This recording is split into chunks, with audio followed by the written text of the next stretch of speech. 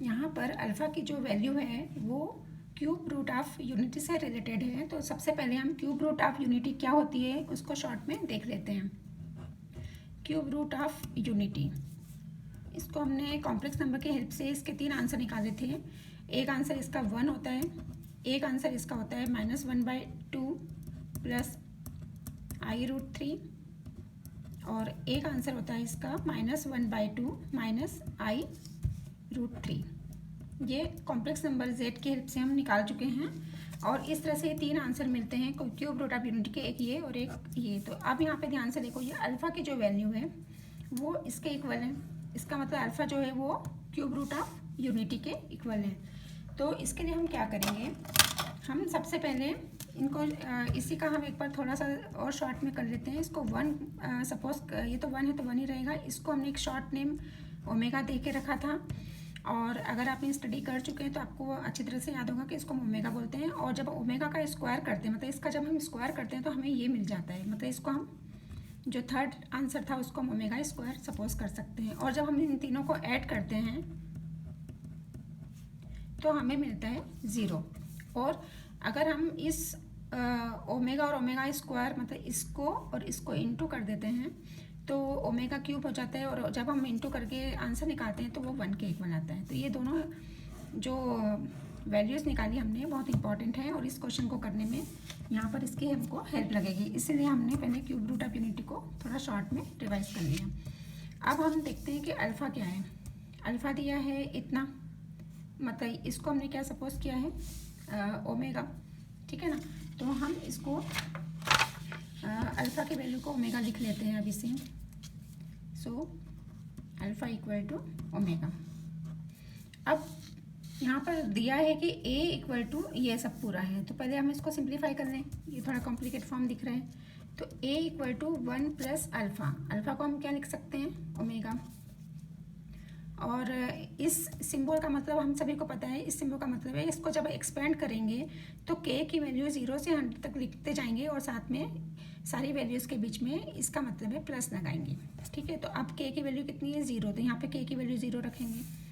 और अल्फ़ा को हमने क्या मान ली, अल्फ़ा क्या है ओमेगा है। तो अब अल्फ़ा को हमने ओमेगा लिखा और k की वैल्यू 0 रखी, तो k की वैल्यू 0 मतलब ये तो 0 हुआ। फिर k की वैल्यू 0 के बाद 0 से लेके 100 तक है, मतलब लाइन से 1 2 3 ये सब नंबर हमको रखते जाना है। तो अब ये अल्फ़ा की जगह ओमेगा और 2 × 1 k को 1 रखा तो 2 आया, फिर k को 2 रखा तो 4 आया, फिर k को 3 रखा तो 6 आया एंड सो ऑन। और कब तक जाएगा ये 100 तक। 100 रखने पे आ जाएगा ओमेगा की पावर 200। ये तो हो गया। अब इसके आगे हम क्या करेंगे, ये अब ध्यान से देखो, ये क्या दिखाई दे रहा है हमें, ये है जीपी। इसको हम क्या मानते हैं, ये ओमेगा की पावर 0 मतलब 1 हो गया। 1 ओमेगा स्क्वायर ओमेगा की power 4 and dash dash dash, ये सब क्या है जीपी है। यहाँ पर जीपी का सम का फार्मूला यूज़ कर सकते हैं। और सम का फार्मूला क्या है, तो पहले हम उसको लिख लें।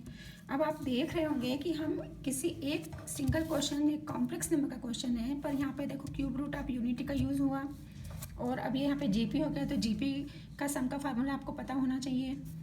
मतलब एक चैप्टर के अंदर 4-5 चैप्टर इंक्लूड हो जाते हैं, इसलिए आपको सभी चैप्टर्स का नॉलेज होगा तो ही आप किसी एक पर्टिकुलर क्वेश्चन को आईआईटी में क्लियर कर पाएंगे, नहीं तो आप नहीं कर पाएंगे। इसलिए आपको सारे चैप्टर्स अच्छी तरह से पता होना चाहिए। अब सम का फार्मूला क्या है, सम होता है ए मतलब first term 1 - r to the power n upon r, 1 - r।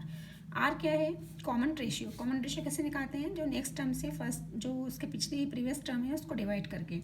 और एन का मतलब होता है नंबर ऑफ टर्म्स कितनी है। अब यहाँ पे देखो ए की वैल्यू कितनी है, फर्स्ट टर्म है 1, आर मतलब रेशियो, रेशियो कितना आएगा, हर बार पावर 2 से ये इंक्रीज होता जा रहा है ना। और नंबर ऑफ टर्म्स कितनी होगी, तो देखो हमने एक्सप्लेन किया था 0 से लेके 100, तो 0 से लेके 100 तक मतलब कितनी टर्म्स हुई, 100 तो हुई और साथ में एक और, तो 101। इस तरह से यहाँ पे हमें सभी वैल्यूज़ पता चल गई। अब हम ए की वैल्यू निकाल सकते हैं। ए इक्वल टू पहला तो 1 प्लस ओमेगा है और अब इतने पार्ट में हमने सम लगा दिया जीपी का। तो ये सम का फार्मूला, ए की वैल्यू 1 तो 1 को लिखने की ज़रूरत ही नहीं है, 1 - r, r मतलब ओमेगा का स्क्वायर, और यहाँ पे एन कितना है 101, और आर कितना है ओमेगा स्क्वायर। अब हम इसको और सिंप्लीफाई करेंगे, और अब 1 प्लस ओमेगा।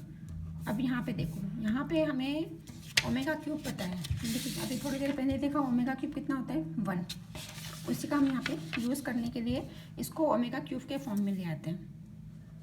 देखो ये 2 का इंटू हुआ तो 202 बना, इसको 3 से डिवाइड कर दें तो कितना आता है,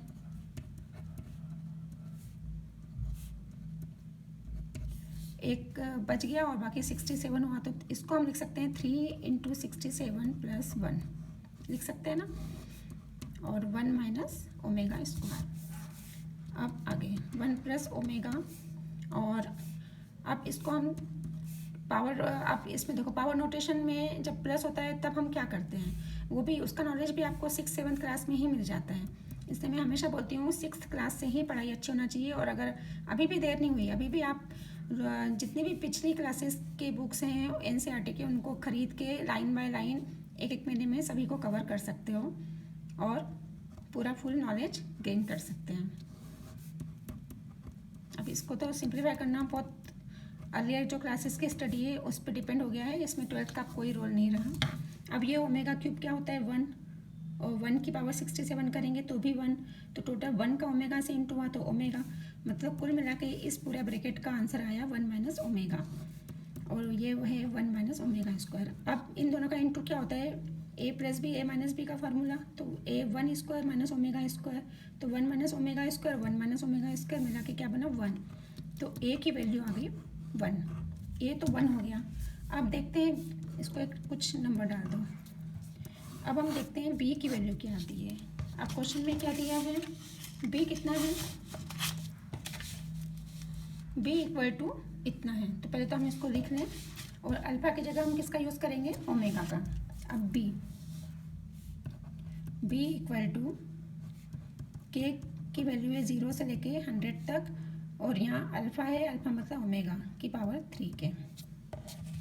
अब इसको एक्सपेंड कर लेते हैं b को, पहले 0 रखा तो ओमेगा की पावर 0 मतलब 1, फिर 1 रखा तो ओमेगा की पावर 3, फिर 2 रखा तो ओमेगा की पावर 3 इंटू 2, फिर 3 इंटू 3 से लेके कहाँ तक है लास्ट में 3 इंटू 100।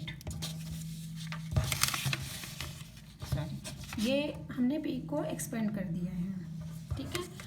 ये तो b देखो ये b गिवन था, यहाँ पे अल्फा को हमने ओमेगा किया, ठीक है, और उसके बाद फिर हमने इसको k की 0 से लेके 100 तक की वैल्यूज़ थी, तो उन सबको हमने यहाँ पे लाइन बाय लाइन लिखते हुए प्लस लगाते गए, क्योंकि इसका मतलब है प्लस करना, और k का मतलब है 0 से लेके 100 तक की वैल्यूज़ पुट करना।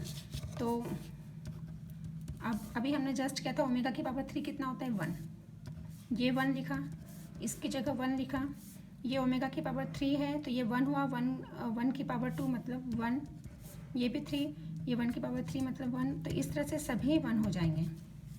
अब कितने 1 हो गए, नंबर ऑफ टर्म्स कितनी है 0 से लेके 100, मतलब 0 से लेके 100 का मतलब 101 टर्म्स हैं, तो 101 टाइम्स ये 111 आया है, तो इन सारे 1s को जब ऐड करेंगे तो कितना बनेगा 101। ये तो हुई b की वैल्यू। अब a और b तो हमने फाइंड कर लिया। अब क्वेश्चन में क्या लिखा है, क्वेश्चन में लिखा है कि a and b are the roots of the quadratic polynomial. a और b दोनों एक क्वाड्रेटिक पॉलिनोमियल की रूट्स हैं, तो इनमें से इन चारों में से कौन सा आंसर राइट होगा। देखो अभी हमारा 101 आया था, मतलब 101 आया है, मतलब या तो ये आंसर राइट होना चाहिए या फिर ये होना चाहिए। अब देखते हैं कौन सा आंसर राइट है। अब आपको एक और चैप्टर का नॉलेज चाहिए, क्वाड्रेटिक इक्वेशन का।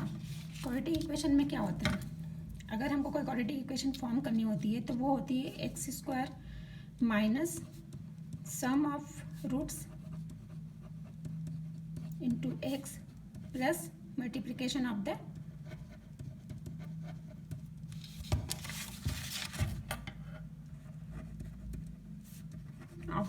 Roots equal to 0। ये फार्मूला है क्वाड्रेटिक इक्वेशन फाइंड करने का, अगर आपको रूट्स पता है तो। अब आपको रूट्स पता है, सम ऑफ रूट्स क्या हैं, एक तो ए है और एक बी है, इन दोनों का सम कितना हुआ 102, और ये माइनस का साइन और ये इन दोनों का सम किया तो हमको मिला 102 और साथ में एक्स। अब इन दोनों का मल्टीप्लिकेशन, थर्ड टर्म क्या है मल्टीप्लिकेशन, इन दोनों का मल्टीप्लिकेशन कितना होगा 101 का 1 से मल्टीप्लिकेशन 101। देखो ये आंसर आया है हमारा। और अब हम चेक करते हैं चारों ऑप्शंस में से कौन सा ऑप्शंस करेक्ट है। क्वेश्चन ये रहा, हमारा आंसर आया हमारा आंसर है -102x। -102x किस में है, ये फर्स्ट वाले ऑप्शन में, और 101 इसी में फर्स्ट में है ना, और जो फोर्थ है उसमें +102x है। तो फर्स्ट और फोर्थ बिल्कुल सेम है, पर यहाँ पे पॉजिटिव है, यहाँ निगेटिव है, और करेक्ट आंसर कौन सा है जिसमें निगेटिव है, मतलब ये आंसर राइट है। और इस तरह से हम, तो अब हमने इस क्वेश्चन में इसको शॉर्ट में ब्रीफ में एक बार हम और देख लेते हैं कि सबसे पहले हमको यहाँ पे क्यूब रूट ऑफ यूनिटी का नॉलेज होना चाहिए कि ओमेगा क्यूब 1 होता है, 1 + ओमेगा स्क्वायर = 0 होता है, ये पता होना चाहिए। उसके बाद ही इस क्वेश्चन को हम कर सकते हैं। पर करने के बाद हर स्टेप में देखो नए नए चैप्टर्स का यूज़ हुआ। यहाँ पे जीपी का सम लगा, अब जीपी क्या होती है और उसका सम का फार्मूला क्या होता है वो आपको अच्छी तरह से पता होना चाहिए। उसमें फर्स्ट टर्म कॉमन रेशियो कैसे निकालते हैं, नंबर ऑफ टर्म्स कैसे निकालते हैं, उसका नॉलेज होना चाहिए। फिर उसके बाद हम करते चले गए सॉल्व, और सॉल्व करने का प्रोसेस तो वही है कि जितना हम प्रैक्टिस करते हैं उतना हमें जल्दी जल्दी स्टेप्स बनती है। इस तरह से हमने ए निकाला और बी निकाला। अब ए और बी निकालने के बाद क्वेश्चन में लिखा था कि ए और बी तो रूट्स, उसकी क्वाड्रेटिक इक्वेशंस की रूट्स हैं। अब रूट्स हैं तो रूट्स का यूज़ कैसे करना क्वाड्रेटिक इक्वेशन में वो आपको पता होना चाहिए। इस तरह से 3-4 चैप्टर मिलके एक क्वेश्चन का आंसर बनता है। इसलिए जब भी आपको आईआईटी या कोई टफ एग्ज़ाम देनी है तो आप सारे चैप्टर्स को अच्छी तरह से रिवाइज करके रखोगे।